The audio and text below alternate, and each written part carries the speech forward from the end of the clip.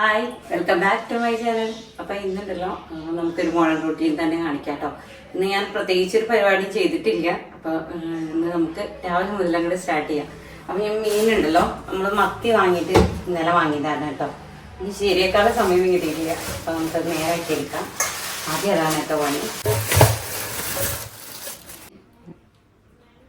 നമുക്ക് മീൻ നേരാക്കട്ടോ. മത്തി അത്യാവശ്യം വലുപ്പമുള്ള മത്തിയാണേ.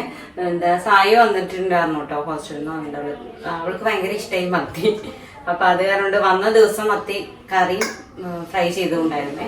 അപ്പൊ അന്ന് മതിയായില്ല എന്ന് പറഞ്ഞിട്ട് നമ്മൾ വീണ്ടും മേടിച്ച് വെച്ചതാണ് കേട്ടോ. പക്ഷെ അത് ഇത്തിരി കുഞ്ഞു മത്തിയായിരുന്നു, അത് മതി എന്നാ പറഞ്ഞത്. പക്ഷെ ഉണ്ടല്ലോ അത് കിട്ടിയില്ല, നമുക്ക് കുറച്ച് വലിയ മത്തി കിട്ടി. അപ്പോൾ ഇത് നമുക്ക് നേരാക്കി കൊണ്ടുവരാം കേട്ടോ. ഞാൻ ഇന്ന് നമ്മൾ രാവിലെ നീറ്റതേ ഉണ്ടാക്കണ മുട്ടയും അതുപോലെ തന്നെ ചിക്കനൊന്നും ഉണ്ടാക്കിയിട്ടുണ്ടായിരുന്നില്ല കേട്ടോ. കാരണം ചേട്ടനുണ്ടല്ലോ അമ്പലത്തേക്ക് പോയേക്കാണ്. അപ്പോൾ തിരിച്ചു വരുമ്പോഴേക്കും മതിയല്ലോ എന്ന് വിചാരിച്ചിട്ട് ഞാൻ ഉണ്ടാക്കിയില്ല കേട്ടോ. അപ്പോൾ നമുക്ക് മെല്ലെ ഉണ്ടാക്കാമെന്ന് വിചാരിച്ചു. ഇന്ന് നമുക്കൊരു സന്തോഷ വാർത്തയും കൂടി ഉണ്ട് കേട്ടോ പറയാൻ വേണ്ടിയിട്ട്. എന്താണെന്ന് വെച്ചാൽ നമ്മൾ 1K സബ്സ്ക്രൈബേഴ്സ് കടന്നിരിക്കുകയാണ്. അപ്പോൾ എന്നെ സംബന്ധിച്ച് 1K എന്ന് പറയുന്നത് വലിയൊരു അച്ചീവ്മെൻ്റ് തന്നെയാണ് കേട്ടോ. കാരണം ഒരു 3 സബ്സ്ക്രൈബേഴ്സ് എന്നാണ് നമ്മൾ ഈ യൂട്യൂബ് ചാനൽ സ്റ്റാർട്ട് ചെയ്യുന്നത്. 3 പേരും നമ്മുടെ വീട്ടിലുള്ള ആൾക്കാരാണ് കേട്ടോ. വേറെ ആരോടും ഞാൻ പറഞ്ഞിട്ടുണ്ടായിരുന്നില്ല. അതുപോലെ തന്നെ നമ്മൾ പറഞ്ഞു കഴിഞ്ഞാൽ എന്താണെന്ന് വെച്ചാൽ അവർക്ക് നമ്മുടെ കണ്ടൻ്റ് ഒന്നും ചിലപ്പോൾ തീരെ ഇഷ്ടമുണ്ടാവില്ല. പിന്നെ നമ്മൾ നിർബന്ധിച്ച് സബ്സ്ക്രൈബ് ചെയ്യിച്ചിട്ട് കാര്യമില്ല. പിന്നെ യൂട്യൂബിൻ്റെ പോളിസിക്ക് എതിരുമാണ് അതൊക്കെ. അപ്പോൾ അതുകൊണ്ട് തന്നെ ഞാൻ ആർക്കും ഷെയർ ചെയ്ത് കൊടുത്തിട്ടില്ല. അത് കാരണം അതുപോലെ തന്നെ ആരോടും പറഞ്ഞിട്ടില്ല. അങ്ങനെയൊക്കെയാണ് കേട്ടോ നമ്മൾ ഈ ഒരു യൂട്യൂബ് ചാനൽ സ്റ്റാർട്ട് ചെയ്തത്. അതുകൊണ്ട് തന്നെ എനിക്കൊരു 1K സബ്സ്ക്രൈബേഴ്സ് ആവുക എന്ന് പറഞ്ഞാൽ അത് വലിയ അച്ചീവ്മെൻ്റ് തന്നെയാണ്. കാരണം നമ്മൾ ഈ വീട്ടുപണിയും കാര്യങ്ങളും തിരക്കും എഡിറ്റിങ്ങും ഒക്കെ ആയിട്ട് ഒരു ദിവസം തന്നെ ഫുൾ ബിസി ആയിരിക്കും. ഈ അധ്വാനമൊന്നും ആർക്കും മനസ്സിലാവില്ല. എല്ലാവരും വിചാരിക്കും നമ്മൾ ഫോണിൽ നോക്കിയിരിക്കുക, അങ്ങനെയൊക്കെ വിചാരിക്കുമല്ലോ. ആ സമയം കൊണ്ട് നമ്മൾ മീനൊക്കെ നേരാക്കി എടുത്തിട്ട് വന്നിട്ടുണ്ട്. പിന്നെ കുരുമുളക് കുറച്ച് പൊടിച്ച് വെച്ചു കേട്ടോ. മിക്സി ഉണങ്ങിയിരിക്കുന്ന സമയത്താണ് നമുക്ക് കുരുമുളക് പൊടിക്കാൻ പറ്റുള്ളൂ. അപ്പോൾ ഞാൻ മിക്കവാറും നമ്മുടെ മിക്സിയൊക്കെ നനഞ്ഞിട്ടേ ഇരിക്കുന്നുണ്ടാവുക, കാരണം എപ്പോഴും ഉപയോഗിക്കുന്നുണ്ടല്ലോ. പിന്നെ ചേട്ടനുള്ള ചിക്കനും കൂടി ഞാൻ ഫ്രൈ ചെയ്യാൻ വെച്ചിട്ടുണ്ട് കേട്ടോ. അപ്പോൾ അടുത്തത് നമുക്ക് ഉപ്പ് പൊടിക്കാമെന്ന് വിചാരിച്ചിട്ടാണ്. കാരണം ഉപ്പ് ഞാൻ പൊടിയുപ്പ് വാങ്ങാറില്ല കേട്ടോ. അത്ര നല്ലതല്ല നമ്മുടെ പൊടിയുപ്പ്.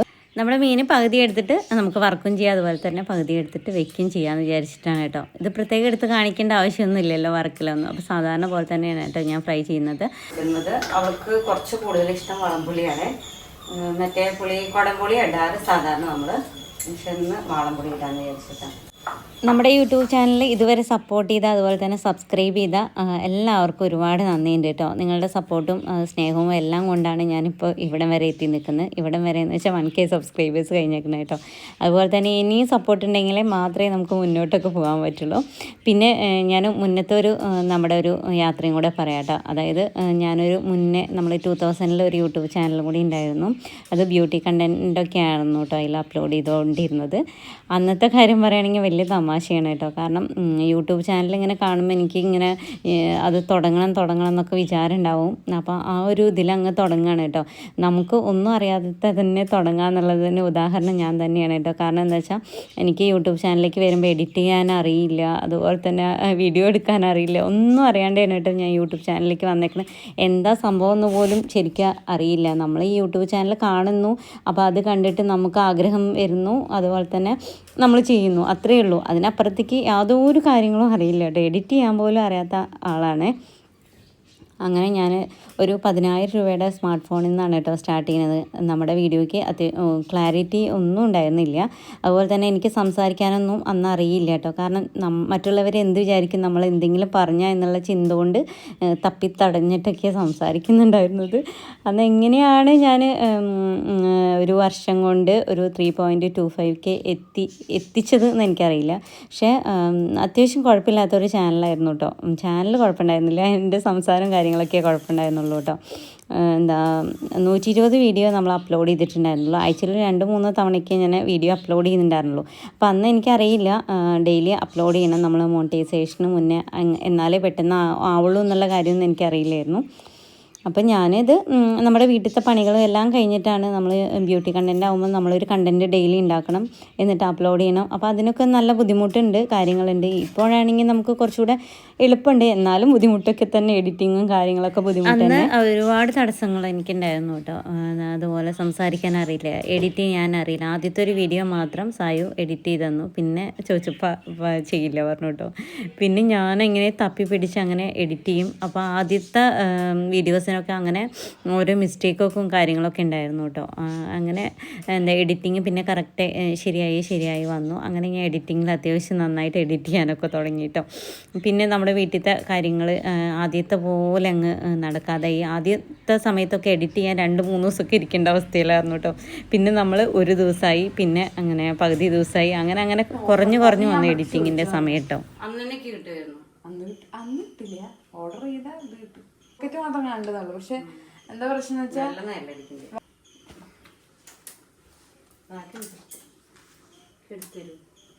ഇതമ്മക്ക് പക്ഷെ നീളം കൂടുതലാണ്, അതിന്റെ ചെറുതാ വിട്ടൊക്കെ നോക്കട്ടെ, ഞാൻ തപ്പി പിടിച്ച് നോക്കട്ടെ. പിന്നീട് എന്തുകൊണ്ടൊക്കെയോ ഞാൻ ആ ചാനൽ സ്റ്റോപ്പ് ചെയ്തു കേട്ടോ. കാരണം എന്താണെന്ന് വെച്ചാൽ കഴിഞ്ഞാൽ എനിക്ക് അത്രയേറെ പ്രഷർ വീട്ടിൽ നിന്നുണ്ടായിരുന്നു. കാരണം എന്താ വെച്ചാൽ അത്ര ദിവസവും മക്കൾക്കും ഭർത്താവിനും വേണ്ടി ജീവിച്ച ഒരമ്മ, അതുപോലെ ഭാര്യ ഒക്കെ നമ്മൾ നമ്മുടേതായ സമയത്തിന് വേണ്ടിയിട്ട് മാറ്റി വയ്ക്കുമ്പോൾ ഉണ്ടാവുന്ന ബുദ്ധിമുട്ടുകളൊക്കെ എനിക്കും തന്നെ ഉണ്ടായിരുന്നു. അപ്പോൾ അതുകൊണ്ട് തന്നെ പിന്നീട് ഞാൻ എപ്പോഴേക്കോ അതിന് മടുപ്പ് തോന്നിയിട്ട് ഞാനിങ്ങനെ പിന്നീട് ഞാൻ പലതും പഠിക്കാൻ വേണ്ടിയിട്ട് അങ്ങനെ പോയി കേട്ടോ. അത് കാരണം കൊണ്ട് ഇത് സ്റ്റോപ്പ് ചെയ്തു. അപ്പോൾ പലരും എന്നോട് ചോദിച്ചിട്ടോ, നല്ലൊരു ചാനലായിരുന്നു, എന്തിനാ നിർത്തിയെന്ന് പലരും ചോദിച്ചിട്ടുണ്ട് കേട്ടോ.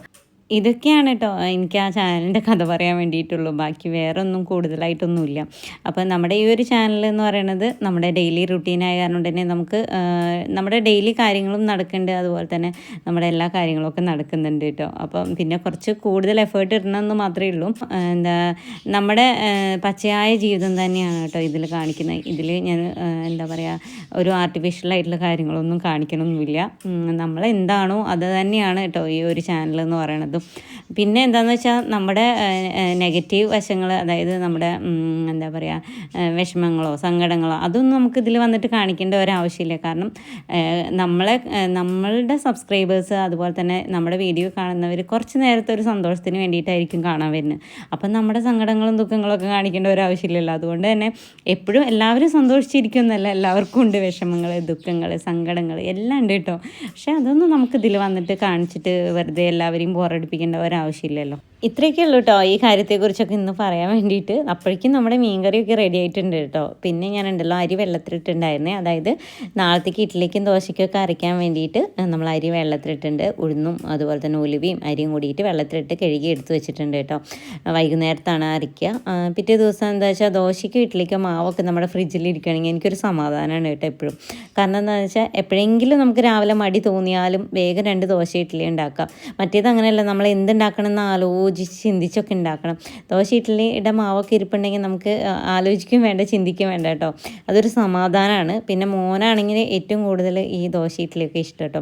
അവന് 2 ദോശ രാവിലെ കിട്ടിയാലും സന്തോഷമാണ്. ഇപ്പോൾ കുറച്ച് നാളായിട്ട് 2 പേർക്കും പൊടി ദോശ ഭയങ്കര ഇഷ്ടമാണ് കേട്ടോ. ഞാൻ പൊടി ഉണ്ടാക്കി വെച്ചാൽ പിന്നെ പൊടി ദോശ ഭയങ്കര ഇഷ്ടമാണ്. അപ്പോൾ അതുകൊണ്ട് തന്നെ നമ്മുടെ മാവ് കഴിഞ്ഞിട്ടുണ്ടായിരുന്നു 2 ദിവസമായിട്ട്. ഞാൻ ഇന്നലെ പുട്ടൊക്കെ ഉണ്ടാക്കിയിട്ടോ. അപ്പോൾ എന്താ പറയുക, അപ്പോൾ പിന്നെ നമ്മൾ ദോശയ്ക്കുള്ള അരിയൊക്കെ വെള്ളത്തിലിട്ടു കേട്ടോ. പിന്നെ അത് സായു നീറ്റ് വന്നിട്ടുണ്ട്. ഇപ്പോൾ എല്ലാവരും ലേറ്റായിട്ടാണ് എണീക്കുന്നത്. കാരണം എന്താണെന്ന് വെച്ചാൽ സ്കൂൾ വെക്കേഷനൊക്കെ അല്ലേ. അപ്പോൾ അവൾ നീറ്റിട്ട് എന്താ കഴിക്കാനുള്ളതെന്ന് ഇങ്ങനെ തപ്പി നടക്കുന്നുണ്ട് കേട്ടോ. അടുക്കളയിലെ പണി ഏകദേശം കഴിഞ്ഞപ്പോൾ തന്നെ എനിക്ക് ഓർഗനൈസ് ചെയ്യാണ്ടായിരുന്നു കേട്ടോ. നമ്മൾ ഇന്നാൾ മീഷോന്ന് മേടിച്ച ഡപ്പകളാണ്. അപ്പോൾ ഞാൻ അത് കഴുകിയിട്ട് ഉണക്കാൻ വെച്ചിട്ട് 2-3-4 ദിവസമായി ഉണക്കി വെച്ചിട്ട് കേട്ടോ.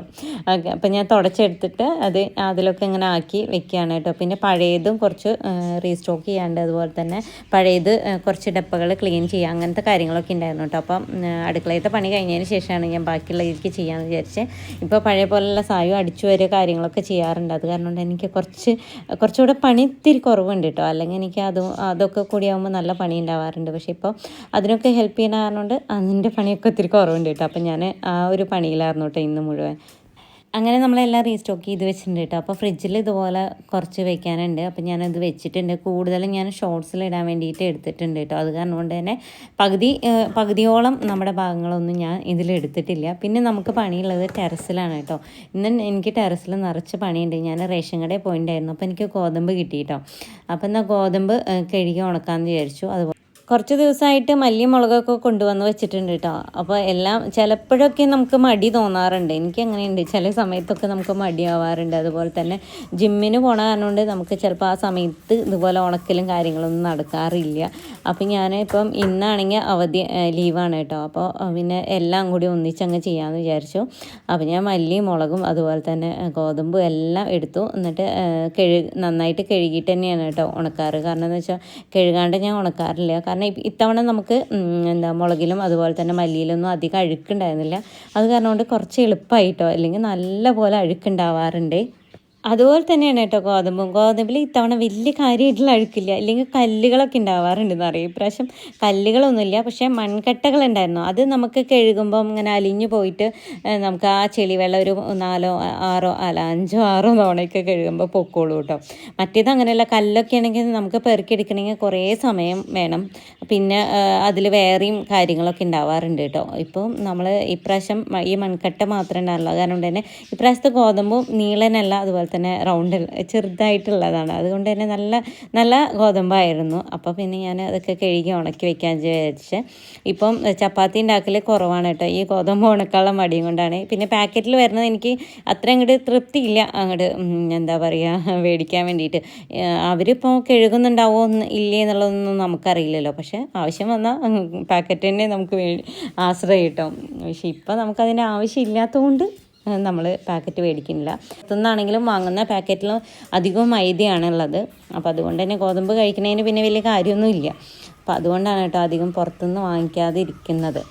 പിന്നെ കുറച്ച് അലക്കി വെച്ച ഡ്രസ്സുകളും അതുപോലെ തന്നെ അഴയിലിടാണ്ട് കേട്ടോ. കുറേ ബെഡ്ഷീറ്റുകളും കാര്യങ്ങളൊക്കെ ഉണ്ടായിരുന്നു. അപ്പോൾ പിന്നെ അതും കൂടെ ഇട്ടതിന് ശേഷം നമുക്കിന്ന് കുറച്ച് നേരം ഒന്ന് റെസ്റ്റ് ചെയ്യാമെന്ന് വിചാരിച്ചിട്ടോ.